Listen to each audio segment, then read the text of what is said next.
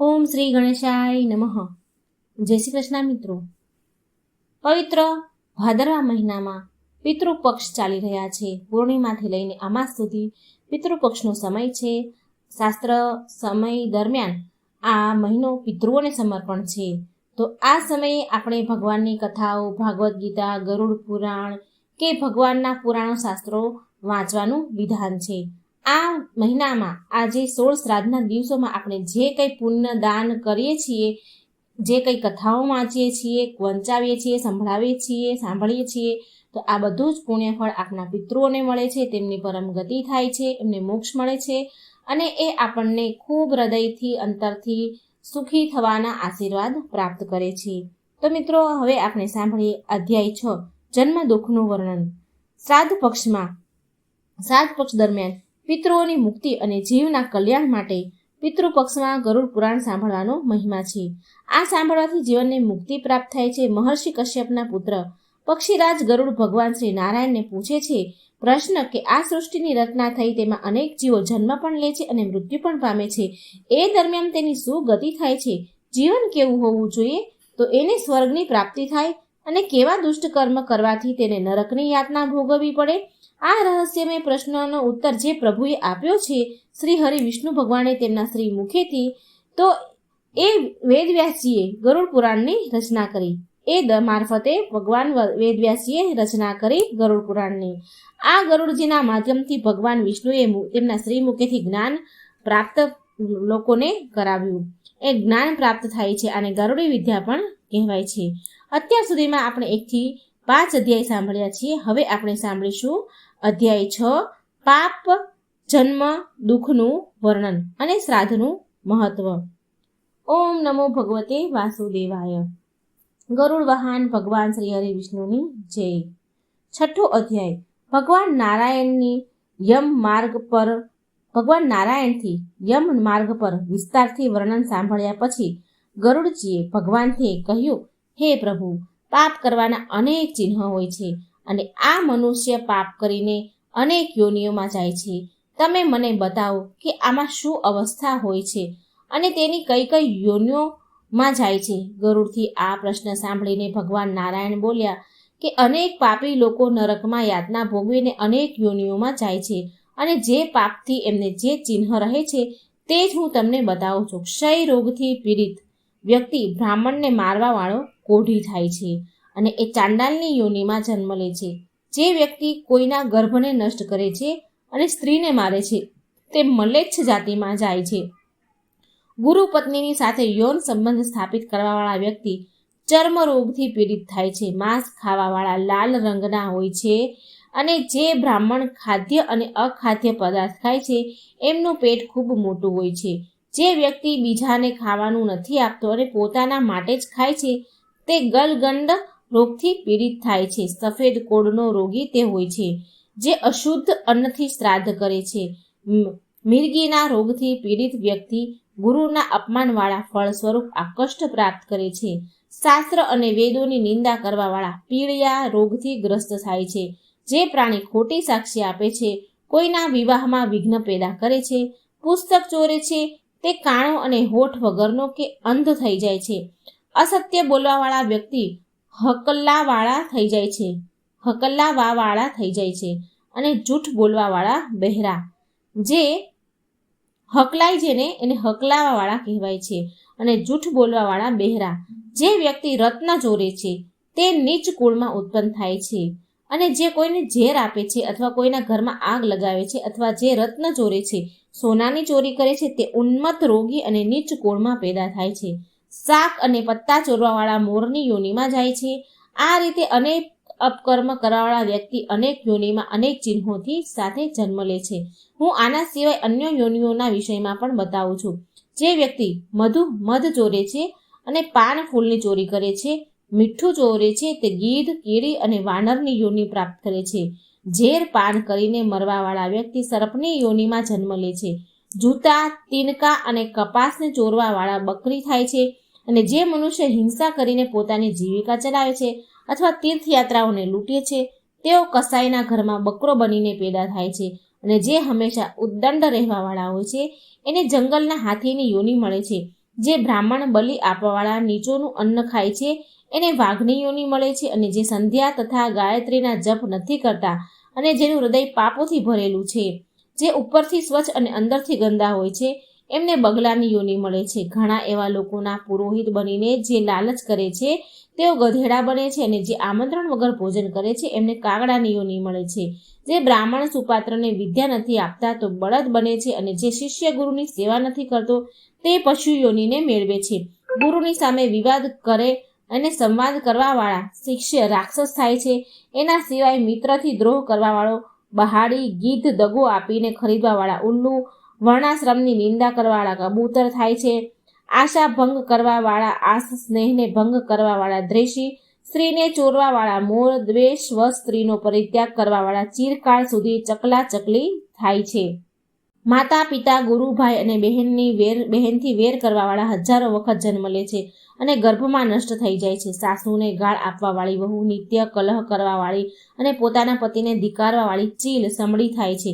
જે સ્ત્રી પોતાના પતિને છોડીને બીજા પુરુષથી પ્રીતિ કરે છે તે ગોહ અને બે મોહવાળી સાપણ થાય છે.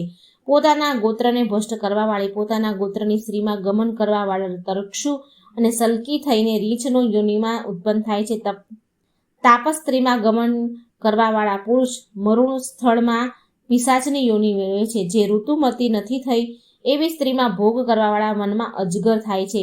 ગુરુની સ્ત્રીમાં ભોગ કરવાવાળા વિષ ખોપડા, રાજાની સ્ત્રીમાં ગમન કરવાવાળા દુષ્ટ અને મિત્રની સ્ત્રીમાં ગમન કરવાવાળા ગધેડા થાય છે. ગુદામાં ગમન કરવાવાળા સુવર, વૃષલી, શ્રુદામાં ગમન કરવાવાળા બળદ અને મહાકામી અને લંપટ ઘોડા થાય છે. મૃતકના એકાદશાના દિવસ ભોજન કરવાવાળા કૂતરા અને દેવતાઓના ભાગને ખાવાવાળા મરઘા થાય છે. જે બ્રાહ્મણ દ્રવ્યના લોભથી દેવતાઓનું પૂજન કરે છે તે દેવલક કહેવામાં આવે છે, અને દેવ કાર્ય તથા પિતૃકાર્યમાં નિંદિત થાય છે. મહાપાતકોથી યુક્ત થઈને જે પ્રાણી ઘોર નરકોનો ઉપભોગ કરીને કર્મના ક્ષય થવા પર આ સંસારમાં ફરીથી આવે છે, છતાં પણ તે મહાપાતકી જ હોય છે. બ્રહ્મ હત્યા કરવાવાળા મનુષ્ય ગધેડા, ઊંટ અને ભેંસની યોનિમાં ઉત્પન્ન થાય છે. મદિરા પીવાવાળા વરુ, કૂતરા અને શિયાળની યોનિ મેળવે છે. સોનું ચોરવાવાળા કીડા, મકોડા, પતંગિયાની યોનિ મેળવે છે. બીજાની સ્ત્રીનું હરણ કરવાવાળા અને કૌવાના રાખેલા ધનને પાછું ન આપવાવાળા વ્યક્તિ બ્રહ્મ રાક્ષસ થાય છે. તથા બળાત્કારથી વધારે ચોરીથી લેવામાં આવેલું ધન મનુષ્યના બધા પુણ્યનો નષ્ટ કરી દે છે અને સૃષ્ટિ પર્યંત એની પેઢીઓને સમાપ્ત કરી દે છે. કોઈ પણ મનુષ્ય બ્રાહ્મણના ધનને નથી પચાવી શકતો. બ્રાહ્મણના ધનથી જો સેના એકઠી કરવામાં આવે તો પણ તે રેતીના પુલની જેમ વિખરાઈ જાય છે. હે ગરુડ, બ્રાહ્મણનું અતિક્રમણ કરવાથી, દેવતાઓના ધનને હરણવાથી કુળ પણ નષ્ટ થઈ જાય છે. જે વ્યક્તિ બ્રાહ્મણોને દાન નથી આપતા તે અંધ, દરિદ્ર અને ભિખારી થઈ જાય છે. પોતાના માટે આપેલા દાનને લૂંટવું પણ પાપનું કારણ થાય છે, અને આવા વ્યક્તિ 60,000 વર્ષ સુધી ગટરના કીડા બન્યા રહે છે. મનુષ્યને જોઈને કે તે ભૂમિ અને જીવિકા આપીને વિદ્વાન બ્રાહ્મણની રક્ષા કરવાનો પ્રયત્ન કરે છે, જો તે રક્ષા નથી કરતો અથવા ખુદ લઈ લે છે તો પંગુ અને કૂતરો થાય છે. આપણા બધા દેહધારીઓમાં અનેક ચિહ્ન અને યોનિઓ પોતાના કર્મ દ્વારા પ્રાપ્ત થાય છે. જે વ્યક્તિ કોઈ બ્રાહ્મણની જીવિકાને હરી લે છે તે કૂતરા અને વાંદરાની યોનિમાં જન્મ લે છે. ખરાબ કર્મ કરવાવાળા વ્યક્તિ પહેલાં તો અનેક નરકોમાં યાતના સહન કરે છે અને પછી અનેક કષ્ટકારક યોનિઓમાં જન્મ લે છે. આ યોનિઓમાં તે અનેક પશુ પક્ષીના રૂપમાં જન્મ લઈને શરદી ગરમીમાં કષ્ટ ભોગવતો પોતાના કર્મ અને અકર્મનું ફળ ભોગવે છે. જ્યારે આ બધા શુભ અને અશુભ કર્મ સમાપ્ત થઈ જાય છે ત્યારે જ તે જ મનુષ્યનો દેહ પ્રાપ્ત કરવાનો અધિકારી બને છે, અને પછી સ્ત્રી પુરુષના પ્રસંગથી ગર્ભમાં જીવ બનીને સુખ દુઃખ મેળવે છે. કેમ કે બધા શરીરના ધારણ કરવાવાળાઓ જન્મ અને વિનાશ થાય છે. મનુષ્ય જીવ માયાથી ગ્રસિત થઈને કર્મઝાળમાં બંધાયેલા મૃત્યુ લોકમાં આવતા જતા રહે છે, પરંતુ આ સ્પષ્ટ છે કે કરેલા શુભ અને અશુભ કર્મોનું ફળ મનુષ્યને અવશ્ય મળે છે. પાપો પછી અનેક યોનિઓમાં ઉત્પન્ન ચિહ્નો વિષયમાં ગયા પછી ગરુડજીએ ભગવાન નારાયણને પૂછ્યું કે હજુ તમે એ બતાવ્યું કે સ્ત્રી પુરુષના પ્રસંગથી જીવ ગર્ભમાં આવે છે, તો હે પ્રભુ, તમે એ બતાવો કે તે ગર્ભમાં આવીને માતાના પેટથી કેવી રીતે ઉત્પન્ન થાય છે, અને આ અવસ્થામાં જે દુઃખ ભોગવે છે તે કયા પ્રકારનું હોય છે? ગરુડજીનો પ્રશ્ન સાંભળીને ભગવાન શ્રી નારાયણ બોલ્યા કે ગર્ભ પ્રસંગમાં અલગ અલગ દિવસોમાં અલગ અલગ પ્રકારથી પ્રાણીઓ ઉત્પત્તિ થાય છે. ઋતુ વચ્ચે પાપીઓનો જન્મ થાય છે, અર્થાત સ્ત્રીઓના રજો કાળમાં પ્રારંભિક 3 દિવસ ઇન્દ્ર માટે બ્રહ્મ હત્યાના પાપને કારણે આ દિવસોમાં પાપીઓની ઉત્પત્તિ થાય છે. સ્ત્રી ઋતુ દર્શન થવાવાળા પહેલા દિવસે ચાંડાલી, બીજા દિવસે બ્રહ્મ હત્યારી અને ત્રીજા દિવસે રજકી થાય છે. આ પાપીઓની માતાઓ હોય છે. પુરુષના માધ્યમથી શરીર પ્રાપ્તિ માટે સ્ત્રીના ઉદર પ્રવેશ થઈને ગર્ભ ધીમે ધીમે વધે છે. તે 1 રાત્રિમાં કરલ, 5 રાત્રિમાં બુદ્ધ થાય છે, 10 રાત્રિમાં કર્કધુ નામનું માંસનું પિંડ થાય છે અથવા બીજી યોનિમાં ઈંડું થાય છે અને પાછળ 2 મહિનામાં માથું થાય છે અને બાહુ વગેરે અંગોના વિભાગ થાય છે અને 3 મહિનામાં નખ, રોમ, હાડકા, ચામડી અને લિંગ વગેરે છેદ થાય છે. 4 મહિનામાં 7 ધાતુઓ થાય છે. 5મા મહિનામાં ક્ષુધા તૃણની ઉત્પત્તિ થાય છે અને 6 મહિનામાં ઝિલ્લી થાય છે, જેને જરાયુ કહેવાય છે. જીવ એમાં લપેટાયેલો જમણી કૂખમાં ભ્રમણ કરે છે. આ જરાયુનો રસ ધાતુ, લોહી વગેરે માતાના ખાધેલા અન્નપાન વગેરેથી વધે છે. જરાયુથી દુર્ગંધ આવે છે, જે સ્થાનથી એની ઉત્પત્તિ થાય છે તે ભ્રિષ્ટામૂત્રના ગર્ત સદૃશ છે. એમાં જ જીવ સૂવે છે. ગર્ભમાં ઉત્પન્ન ભૂખ્યા કીડાઓથી કરડવાથી કલેશથી પીડિત થઈને સુકુમાર જરાયુપિંડ મૂર્છિત થઈ જાય છે. માતાથી ખાધેલા કડવા, તીખા, નમકીન, સૂકા અને ખાટા વગેરે પદાર્થથી સ્પર્શ થવા પર અંગોમાં વેદના થાય છે તથા જરાયુ અને આંતરડાના બંધનમાં પડીને જીવ કુખમાં માથું કરીને પીઠ ગ્રીવાને લચીલું બનાવીને પિંજરામાં પક્ષીની સમાન અંગોને ચલાવવામાં અસમર્થ થઈ જાય છે. ત્યાં તેવ યોગથી 100 જન્મોની વાતો સ્મરણ કરીને દીર્ઘ શ્વાસ લઈ લે છે. તેથી સહેજ પણ સુખ નથી મળતું. સંતપ્ત અને ભયભીત જીવ ધાતુરૂપ 7 બંધનોમાં જકડાયેલો રહે છે તથા હાથ જોડીને દીન વચનોથી આ ઉદરમાં નાખવાવાળા ભગવાનની સ્તુતિ કરે છે. સતપ્ત મહિનામાં સચેત થઈને પણ જીવ પ્રસૂતિ વાયુથી કાંપતો થઈને ભિષ્ટાથી ઉત્પન્ન થઈને સહોદર કૃમની સમાન રેંગવા લાગે છે. જીવે કહ્યું, શ્રીના પતિ, જગતના આધાર, અશુભના નાશ કરતા, શરણાગતના વત્સલ શ્રી વિષ્ણુ ભગવાનની શરણમાં જાઉં છું. તમારી માયાથી મોહિત થઈને દેહધારીમાં પોતાના શરીર તથા પુત્ર સ્ત્રીનું અભિમાન કરીને તમને ભૂલી ગયા. હે નાથ, હવે હું સંસારમાં પુનઃ પ્રાપ્ત છું. મેં કુટુંબ માટે શુભ અશુભ કર્મ કર્યા, પરંતુ એ કર્મના ફળથી હું એકલો દુગ્ધ થાઉં છું અને તે કુટુંબ ફળ ભોગવીને અલગ થઈ ગયા. જો આ યોનિથી મુક્ત થયો તો તમારા ચરણનું સ્મરણ કરીશ અને એવો ઉપાય કરીશ જેનાથી સંસારથી મુક્ત થઈ જાઉં. હું તમારો આશ્રય લઈને તમારા ચરણોની પૂજા કરીને પોતાનો ઉદ્ધાર કરીશ. ભગવાન નારાયણને કહ્યું કે હે ગરુડ, આ રીતે જીવ 10 મહિના સુધી ગર્ભમાં રહીને સ્તુતિ કરતો રહે છે અને પછી જન્મ માટે માથું નીચું કરી પ્રસ્તુતિ વાયુથી પ્રેરિત થાય છે અને પછી આ સ્તુતિની સ્મૃતિ નષ્ટ થઈ જાય છે અને તે બહાર નીકળે છે. સ્મૃતિની નષ્ટ થવાથી એનું જ્ઞાન સમાપ્ત થઈ જાય છે અને ઉલટી ગતિ થવાથી તે દુઃખી થાય છે. તે દુઃખી થઈ જાય છે. એ સ્વાભાવિક છે કે કષ્ટનું સ્મરણ વધારે સમય નથી રહેતું. ભગવાનની વૈષ્ણવી માયા મનુષ્યને મુક્ત કરતી રહે છે અને તે એમાં લુપ્ત થઈ જાય છે. જ્યારે તે નાનો હોય છે, તે મળમૂત્રથી અપવિત્ર થવા છતાં ઉઠવામાં અસમર્થ થાય છે, તો તે ફક્ત રોઈ શકે છે. આ રીતે તે પોતાના બાળપણના કાળના દુઃખોને સહન કરે છે. પછી ધીમે ધીમે કિશોર અવસ્થા તરફ આવે છે અને કિશોર અવસ્થા પછી યૌવન તરફ અગ્રેસર થાય છે. યૌવનમાં પદાર્પણ કર્યા પછી તે અનેક સારા ખરાબ કર્મોમાં લીન થઈ જાય છે. ક્યારેક તે નીચોના સંગ કરવા લાગે છે અને સારા પુરુષોનો શત્રુ થઈ જાય છે. તે કામુક થઈ જાય છે તથા સ્ત્રીને જોઈને એના કટાક્ષોથી વશીભૂત થઈને એની તરફ દોડે છે, જેમ પતંગિયો અગ્નિની શિખાની તરફ દોડે છે. આ રીતે અપકર્મોના મોહમાં ફસાઈ જાય છે. આ પુરુષ 5 ઇન્દ્રિયોના 5 વિષયોનું સેવન કરે છે. એક તરફ પરવશ થઈ જાય છે, તે એક તરફથી પરવશ થાય છે તથા પોતાને બચાવવામાં પરાધીન થઈને ખૂબ કષ્ટ મેળવે છે. ક્યારેક તો એનું પાલન પોષણ બીજા પ્રાણીથી થાય છે. તે પોતાની ઈચ્છા વિરુદ્ધ પણ કર્મ કરે છે. આ આશ્ચર્યજનક વાત છે કે માછલી, ભમરા, પતંગિયા, હાથી અને હરણ મૂળ રૂપથી એક વિષયમાં મોહીમાં પડીને પોતાને નષ્ટ કરી દે છે, તો ભલા પુરુષ જે અનેક વિષયોમાં મોહમાં ફસાઈ જાય તે કેવી રીતે નષ્ટ ન થાય? આ પુરુષ ભાવના અનુરૂપ વસ્તુ ન મળવા પર અજ્ઞાનતાને કારણે લોભ અને ક્રોધમાં વશ થઈ જાય છે. જે પુરુષ પોતાનાથી બળવાન યુદ્ધ કરે છે તે પોતાનો જ નાશ કરે છે. મૂર્ખ પુરુષ એ નથી સમજતો કે ઇન્દ્રિયોનું સુખ એનાથી બળવાન છે. તે એમાં ફસાઈને પોતાના મનુષ્ય જીવનની હકીકત રૂપને ભૂલી જાય છે. આથી હે ગરુડ, તે પાપ કરે છે અને એ પણ નથી સમજતો કે અનેક યોનિઓમાં મનુષ્ય શ્રેષ્ઠ હોય છે અને એમાં પણ બ્રાહ્મણ તત્વ દુર્લભ અને મહાન હોય છે. બ્રાહ્મણ રૂપ મેળવીને જે મનુષ્ય એની વિધિપૂર્વક રક્ષા નથી કરી શકતો તે પોતાના જીવને વ્યર્થ કરે છે. એને જોઈને કે આત્મા જ્ઞાનથી બ્રાહ્મણની પણ રક્ષા કરે છે અને ફક્ત જરૂરી રૂપી ઇન્દ્રિયોનું ઈચ્છાઓનું પાલન કરે છે. ઇન્દ્રિયોને ખુલ્લા છોડી દેવાથી યૌવન અસમયે સમાપ્ત થઈ જાય છે અને જીવ જલ્દી વૃદ્ધાસ્થાને પ્રાપ્ત થાય છે.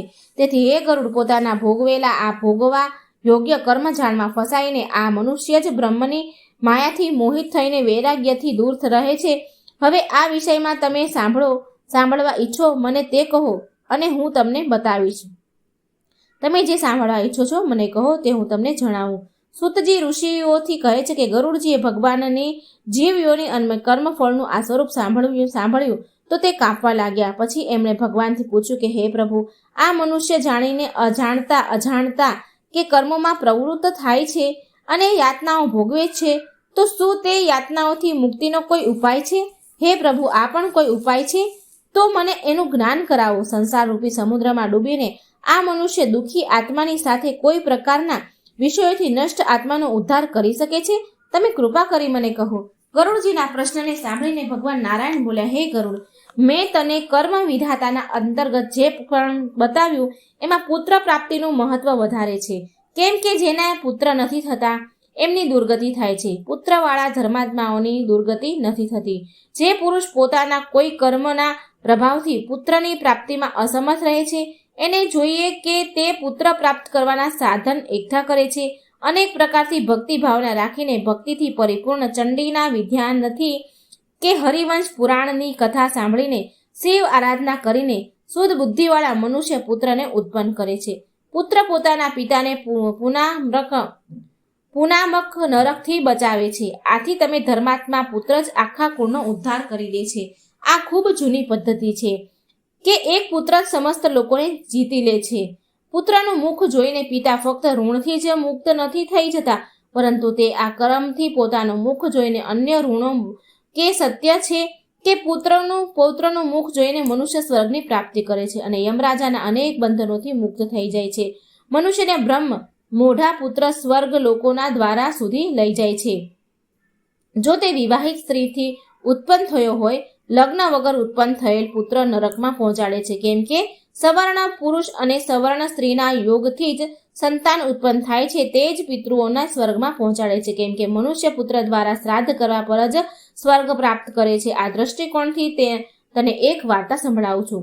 ત્રેતા યુગમાં સુંદર મહોદયપુરમાં મહાબળવાન અને ધર્મમાં નિષ્ઠાવાન બભ્રુવાહન નામનો રાજા થયો. વિધિવત યજ્ઞ કરતા દાન આપવાવાળા લક્ષ્મીવાન બ્રાહ્મણોના ભક્ત, સાધુના પ્રેમાળ અને ચારિત્ર આચાર તથા ગુણોથી યુક્ત હતા અને દયા તથા દક્ષિણયથી યુક્ત. ધર્મથી પોતાના ઔરસ પુત્રની સમાન પ્રજાનું પાલન કરતા હતા અને દંડ આપવા યોગ્ય અપરાધીઓને દંડ આપીને તે રાજા નિત્ય જ ક્ષત્રિયોના ધર્મમાં તત્પર રહેતા હતા.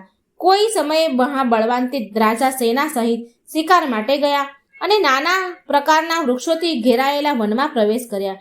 તે વન નાના પ્રકારોથી હરણોથી ભરેલું હતું. એમાં નાના પ્રકારના એટલે કે કેટલાય પ્રકારના પક્ષીઓ કલરવ કરી રહ્યા હતા. રાજાએ વનમાં દૂરથી એક હરણ જોયું. તે રાજાએ અતિ તીક્ષ્ણ અને અતિ પૃષ્ઠ બાણથી તે હરણને વીંધ્યું અને તે હરણ રાજાના બાણને લઈને અદ્રશ્ય થઈ ગયું. લોહીથી ભીના સ્થળને જોઈને એ રાજાએ હરણનો પીછો કર્યો અને એ જ પ્રસંગથી બીજા વનમાં પ્રવેશ કર્યો.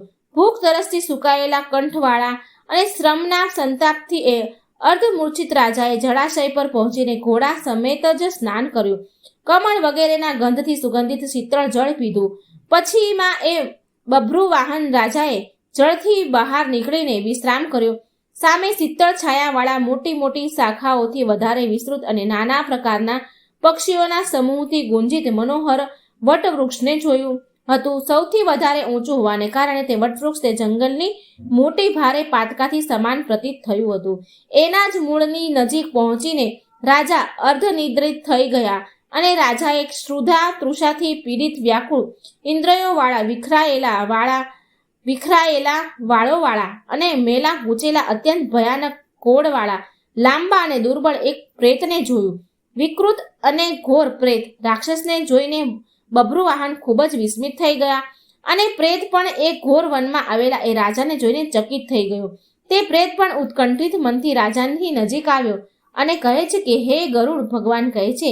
પ્રેતરાજ એ સમયે રાજાને કહે છે કે રાજન, તમારા દર્શનરૂપી મિલનથી મેં પ્રેત ભાવ છોડ્યો અને પરમ ગતિને પ્રાપ્ત થયો.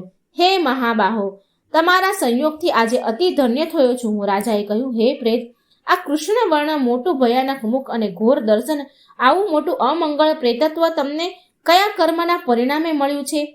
હે તાત, તમે મારાથી આ પ્રેતત્વનું બધું જ કારણ કહો. તું કોણ છે? કયા દાનથી તારું પ્રેતત્વ દૂર થશે? પ્રેત જણાવે છે, જવાબ આપે છે કે હે રાજા શ્રેષ્ઠ, હું તમારાથી વગેરેથી અંત સુધી બહુ બધું કહું છું. તમને હું આરંભથી અંત સુધી કહું છું અને મારા પ્રેતત્વનું કારણ સાંભળીને તમે મારા પર દયા કરવા યોગ્ય થાઓ. બધી સંપત્તિઓથી પૂર્ણ વૈદિશ નામનું એક નગર છે, જે અનેક પ્રકારના જનપદો તથા રત્નોથી પરિપૂર્ણ છે, ભવનો અને પ્રસાદોની શોભાથી સંયુક્ત છે અને નાના પ્રકારના સ્ત્રોતા સ્માતે વગેરે ધર્મથી યુક્ત છે. હે તાત, હે પૂરમાં દેવતાઓનું પૂજન કરતો કરતો હું નિવાસ કરતો હતો. હું વૈશ્ય જાતિનો છું. મારું નામ સુદેવ છે. આ તમે જાણો. હવિષ્યાંતિથી દેવતાઓને અને કવ્યાયાન એટલે પિંડદાનથી પિતરોને સંતુષ્ટ કરતો હતો. ઘણા પ્રકારના દાનોથી મેં બ્રાહ્મણોને સંતુષ્ટ કર્યા અને દિન અંધ તથા પંગુ મનુષ્યને મેં અનેક પ્રકારથી અન્ન આપ્યું. હે રાજન, તે બધા મારા સુકર્મ દેવયોગથી નિષ્ફળ થઈ ગયા. જે પ્રકારે મારું સુકૃત નિષ્ફળ થઈ ગયું એને હું કહું છું. મને સંતતિ, મિત્ર, બાંધવ વગેરે એવું કોઈ નથી જે મારી ઓર્ધદેહિક ક્રિયા કરે. હે મહારાજ, જેનું પૌઢમાસિક શ્રાદ્ધ નથી થતું, સેંકડો શ્રાદ્ધ કરવા પર પણ એનું પ્રેત રૂપ સમાપ્ત નથી થતું. આથી તમે મારો ઉદ્ધાર કરો. હે રાજા, રાજા જ એ લોકમાં બધાનો બંધુ માનવામાં આવે છે. હું તમને રત્ન અને મણિઓ આપીશ. તમે એવું કરો જેનાથી હું પ્રેત યોનિથી મુક્ત થઈ જાઉં. મારા માટે આ સ્થિતિ ખૂબ જ દુઃખદાયક છે.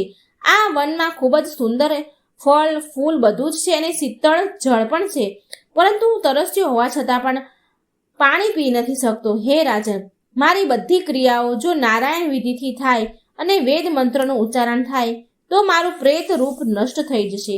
કેમ કે વિષ્ણુની પૂજા કરવાથી, સજ્જનોની સંગતિ અને શાસ્ત્રોને સાંભળવાથી એનાથી મનુષ્ય પ્રેત યોનિથી છુટકારો મેળવે છે. આથી પ્રેત યોનિનો નાશ કરવાવાળી વિષ્ણુની પૂજાને જાણી લેવી જોઈએ અને આ પ્રકારે વિષ્ણુની પૂજા કરવી જોઈએ. મનુષ્ય પોતાના ન્યાયથી 32 માસે સુવર્ણ એકઠું કરે અને નારાયણની પ્રતિમા બનાવે, પછી એને 2 પીળા કપડાઓથી ઢાંકીને આભૂષણ પહેરાવે અને અનેક પ્રકારથી તીર્થોના જળથી સ્નાન કરાવીને સિંહાસન પર પ્રતિષ્ઠાન કરે અને પછી એનું પૂજન કરે. એ પ્રતિમાના પૂર્વ દિશામાં શ્રીધર અને દક્ષિણ મધુસૂદન, ઉત્તરમાં ગદાધર અને પશ્ચિમમાં વામનદેવ રાખે. વચ્ચે બ્રહ્મા અને મહાદેવ શંકરની સ્થાપના કરે તથા ફૂલોથી એની પૂજા કરે. પછી એની પ્રદક્ષિણા કરીને દહીં અને દૂધથી તૃપ્ત કરે. એના પછી નાહીને વિધિપૂર્વક ઓર્ધદેહિક ક્રિયા કરે. એમાં ક્રોધ અને લોભથી મુક્ત જરૂરી છે. એના પછી બ્રાહ્મણો માટે 13 પદ દાન કરે અને પ્રેત માટે આ ઘડાનું દાન કરવું જોઈએ. આ સાંભળીને રાજાએ પૂછ્યું કે હે પ્રેત ઘટનું દાન કેવી રીતે કરવામાં આવે છે? તમે મને એની વિધિ બતાવો. એના જવાબને પ્રેત બોલે છે કે આ દાન પ્રેતત્વ પ્રાપ્ત નથી થતું. આ પ્રેત ઘટ નામનું દાન પાપોને નાશ કરવાવાળું છે અને લોકોમાં દુર્લભ છે. મનુષ્યને જોઈએ કે તે ઓગળેલા સોનાના ઘડાને બનાવીને ઇન્દ્ર, યમ, વરુણનું આહ્વાન કરીને, આ ઘડાની વચ્ચે બ્રહ્મા, વિષ્ણુ અને ભગવાન શંકરનું આહ્વાન કરીને એમની પૂજા અર્ચના કરી પરિલોકપાલોને આરાધના કરે. પછી ધૂપ, ફૂલ, ચંદનથી સોનાના ઘટનું દાન કરે. આ દાન પાપોને નાશ કરવા વાળું છે અને જો મનુષ્ય ઈચ્છે કે એનું પ્રેતત્વ નષ્ટ થાય તો એને આ દાન કરવું જોઈએ. શ્રી ભગવાને અને પછી કહ્યું, હે ગરુડજી, જે સમયે પ્રેતની સાથે રાજા વાત કરી રહ્યા હતા એ સમયે હાથી, ઘોડા અને રથોથી ભરેલી રાજાની સેના પણ ત્યાં આવી ગઈ. એના ઉપરાંત પ્રેત રાજાને મહામણી આપી અને ત્યાંથી ચાલ્યો ગયો. રાજા પણ પોતાના નગરમાં પાછો આવ્યો અને ત્યાં પ્રેત માટે શ્રાદ્ધ કર્યું. એનાથી એ પ્રેતની યોની છૂટી ગઈ અને એના આપેલા દાનથી પ્રેત પણ ઉત્તમ ગતિને પામ્યો. આ સાંભળીને ગરુડજીએ ભગવાન નારાયણને પૂછ્યું કે હે ભગવાન, પુણ્ય આત્માઓની અલૌકિક ક્રિયાઓ હોય છે. એમના વિષયમાં બતાવો. આ સાંભળીને ભગવાન બોલ્યા કે ધર્મ સંપન્ન લોકોના યોગ્ય ક્રિયાઓના વિષયમાં હું તમને બતાવું છું. જે પુણ્ય આત્મા મનુષ્ય છે તે પોતાના વૃદ્ધાવસ્થામાં પોતાની ઇન્દ્રિયોથી અશક્તતાને કારણે કશું નથી સાંભળતા, પરંતુ પોતાની મૃત્યુને નજીક સમજીને એને એ પાપોનું પ્રાયશ્ચિત કરવું જોઈએ જે પણ એને જાણે અજાણે કર્યા છે. પાપ અંતમાં સમયમાં પૂર્વ ભગવાન વિષ્ણુનું ધ્યાન કરે અને ગંધ, મૂળ, મીઠાઈ, ફળ વગેરેની પૂજા કરે. એમાં કેટલીક વાતો વિશેષ રૂપથી ધ્યાન આપવી જોઈએ. પહેલા નંબરમાં છે બ્રાહ્મણોને દક્ષિણા આપવી અને ભોજન કરાવવું. બીજા નંબરમાં છે અષ્ટાક્ષર ઓમ વિષ્ણવે નમઃનો જાપ કરવો. ત્રીજા નંબરમાં છે દ્વાદશાક્ષર ઓમ નમો ભગવતે વાસુદેવાય મંત્રનો જાપ કરવો. ચોથા નંબરમાં છે વિષ્ણુના બધા અવતારો મત્સ્ય, કૂર્મ, વરાહ, નરસિંહ, રામચંદ્ર, કૃષ્ણ, વામન, પરશુરામ, કલ્કી આમનું સ્મરણ કરવું અને બુદ્ધનું સ્મરણ કરવું. ગરુડ પુરાણમાં બુદ્ધને પણ વિષ્ણુના અવતારના રૂપમાં માની લેવામાં આવ્યા છે. આ પછી જોડાયેલું હોય લાગે છે. કૃષ્ણ નામના જાપ કરવાથી મનુષ્યના કરોડો પાપ ધોવાઈ જાય છે, કેમ કે અજામલિન નારાયણના નામના પોતાના પુત્રને પોકારીને મોક્ષ પ્રાપ્ત કરી લીધો હતો. તો પછી પોતાના મનની ઊંડાણતાથી વિષ્ણુનું નામ લેવાથી મનુષ્ય મોક્ષ પદને અવશ્ય પ્રાપ્ત થાય છે. ભગવાન વિષ્ણુ દુષ્ટોને પણ ક્ષમા કરી દે છે, કેમ કે તે એમનું નામ સ્મરણ કરી લે છે. પાપોનો નાશ કરવામાં વિષ્ણુનું નામ જેવી શક્તિ બીજા કોઈ તત્વમાં નથી. જ્યારે યમરાજ પોતાના દૂતોને આદેશ આપે છે તો કહે છે કે તમે ફક્ત એ જ લોકોને લાવો જેઓએ વિષ્ણુના નામનું સ્મરણ કર્યું હોય. વિષ્ણુના અનેક નામ છે: કમલનયન, વાસુદેવ, શંખ ચક્રને ધારણ કરવાવાળા, દામોદર, હરિ, શ્રીધર, માધવ, જાનકી, નાયક. આ બધા નામોના સ્મરણથી પાપ દૂર થઈ જાય છે. જે મનુષ્ય ભગવાનના ચરણ કમળોમાં પોતાની ભક્તિ રાખે છે એના માટે યમરાજનો આદેશ છે કે એને છોડી દેવામાં આવે. ફક્ત એ જ વ્યક્તિને લાવવામાં આવે જે ભગવાનનું સ્મરણ નથી કરતો અને એમની પૂજાથી વિમુખ હોય છે. જે વ્યક્તિ પોતાનું પ્રાયશ્ચિત કરે છે અને નારાયણથી દૂર રહે છે એનો ઉદ્ધાર નથી થતો. કૃષ્ણ ભક્ત સ્વપ્નમાં પણ યમદૂતોને નથી જોતો. એવા ભક્ત શરીર મુક્ત થઈને મોક્ષ પ્રાપ્ત કરે છે. આથી વિષ્ણુનું નામ સ્મરણ પરમ ચૈતન્ય પ્રાપ્તિ કરાવે છે. વિષ્ણુ સહસ્ત્ર નામનો પાઠ કરવો પણ જોઈએ અને સાંભળવો પણ જોઈએ. એકાદશીનું વ્રત, ગીતા, ગંગાજળ, તુલસી જળ મૃત્યુના સમયે મનુષ્યને મુક્તિ અપાવવાવાળા હોય છે. હે ગરુડજી, આ વાત જાણી લેવી જોઈએ. જે મનુષ્ય અંતકાળમાં દાન આપે તેને વધારે અધિક ફળ મળે છે. અંતિમ સમયમાં કરવામાં આવેલું દાન જો પુત્ર દ્વારા સમર્પિત થાય છે તો એનું ફળ ઓર પણ વધારે થાય છે. સત્ય પુત્રને જોઈને કે તે પોતાના પિતાના અંતિમ સમયમાં એમનાથી દાન કરાવે, કેમ કે આથી લોકો પુત્રની કામના કરે છે. પિતાના અંત સમયમાં કરવામાં આવેલા દાનના ફળ પુત્રને પણ પ્રાપ્ત થાય છે અને પિતા પણ દુઃખને પ્રાપ્ત નથી થતા. તલનું દાન ખૂબ જ મહત્વપૂર્ણ હોય છે. એનાથી અસુર, દાનવ, દૈત્ય સંતુષ્ટ થઈ જાય છે. સફેદ કાળા રંગના તલ દાન કરવાથી મન શરીરથી કરવામાં આવેલા પાપ ધોવાઈ જાય છે. ભૂમિમાં હાથ રાખીને લોખંડનું દાન કરવું જોઈએ. એનાથી યમરાજાનો ભય દૂર થઈ જાય છે, કેમ કે યમરાજાના હાથમાં કુહાડી વગેરે રહે છે. તેથી આ દાન એમનાથી ડર મુક્ત કરે છે. સોનાનું દાન સૌથી મહત્વપૂર્ણ દાન છે. એનાથી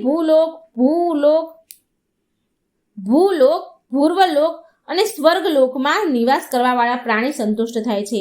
દેવતા પણ આ દાનને પ્રાપ્ત કરીને વરદાન આપે છે. આ દાન પ્રેતોનો ઉદ્ધાર કરે છે અને સ્વર્ગની ગતિ બતાવે છે. તે પરાક્રમી, ધની, ધર્માત્મા અને રૂપવાન હોય છે. કપાસનું દાન પણ યમદૂતોના ભયથી દૂર કરાવે છે. મીઠા નમકનું દાન કરવાથી ચિત્રગુપ્ત વગેરે પણ સંતુષ્ટ થાય છે. સપ્તધાન્યથી ધર્મરાજા પ્રસન્ન થાય છે અને યમપુરના દ્વાર બંધ થઈ જાય છે. સપ્તધાન્ય જવ, ઘઉં, મગ, અડદ, ચણા અને ચોખા તથા કંગુની કહેવામાં આવે છે.